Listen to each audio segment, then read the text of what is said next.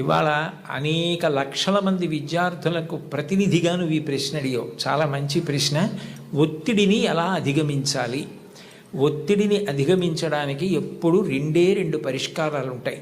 ఒకటి ఆత్మవిశ్వాసం, రెండు ప్రణాళికాబద్ధమైనటువంటి జీవితం. ఆత్మవిశ్వాసము అంటే నువ్వు చదువుకున్న దాని మీద నువ్వు నమ్మకం పెంచుకోవాలి. నాకు ఇచ్చిన సిలబస్ ఏదుందో దాన్ని బాగా చదువుకున్నాను. మాస్టారు చెప్తున్నప్పుడు చాలా జాగ్రత్తగా విన్నాను. నాకు ఏదైనా అర్థం కాకపోతే మాస్టర్ని అడిగాను. ఆయన నాకు ప్రేమగా చెప్పారు.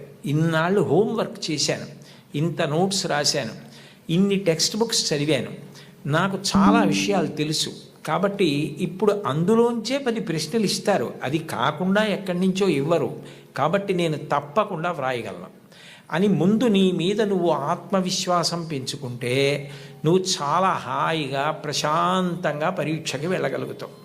అట్లా కాకుండా నువ్వు ఏదో భయంతో నేను చదివినవి నాకు జ్ఞాపకం వస్తాయా, నేను అన్నీ చదివానా, నేను వదిలేసినవి ఏమైనా వస్తాయా అన్న బెంగ పెట్టుకోకుండా నీ మీద నువ్వు విశ్వాసాన్ని ముందు పొందగలగాలి.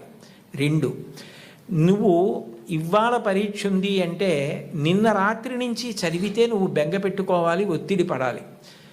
ప్రతిరోజు కూడా నువ్వు ప్రణాళికాబద్ధంగా నేను ఇన్ని గంటలకి నిద్ర లేవాలి అంటే ఖచ్చితంగా అన్ని గంటలకి నిద్ర లేవాలి. నరేంద్ర మోడీ గారి తండ్రి చెప్పులు వేసుకుని ఎడుతుంటే టక్ టక్ టక్, ఆయనే వాడినటువంటి శబ్దం ఇది ఇంటర్వ్యూలో.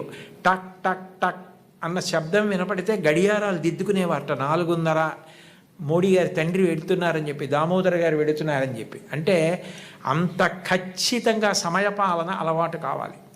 ఇన్ని గంటలకి లేవాలంటే అన్ని గంటలకి లేవాలి. ఇన్ని గంటలు నేను చదువుకోవాలంటే ఆ పుస్తకాలు కావలసినవి దగ్గర పెట్టుకుని గడికి లేవడం కాకుండా చక్కగా చదువుకోవాలి. అన్నం తింటే నువ్వైపోయినట్టు, నీళ్లు తాగితే నువ్వైపోయినట్టు, నువ్వు చదివింది నువ్వైపోవాలి. అంటే అంత బాగా చదవాలి. ఒక కాగితం మీదకి సూర్యరశ్మి పడితే కాగితం కాలదు. ఒక కుంభాకార కటకాన్ని, భూతద్దాన్ని సూర్యబింబానికి ఎదురుగుండా పెడితే ఆ కాంతి అందులోంచి వచ్చి కాగితం మీద పడితే కొంతసేపటికి కాగితం కాలుతుంది. ఎందుకనంటే వేడి భూతద్దంలోంచి ఒక చోట కేంద్రీకృతం అయింది, కాలింది కాగితం. నువ్వు చదివితే అలా చదవాలి. చదువుతున్నంతసేపు పుస్తకం ఏం చదువుతున్నావో అది నీలోకి వెళ్ళిపోవాలి.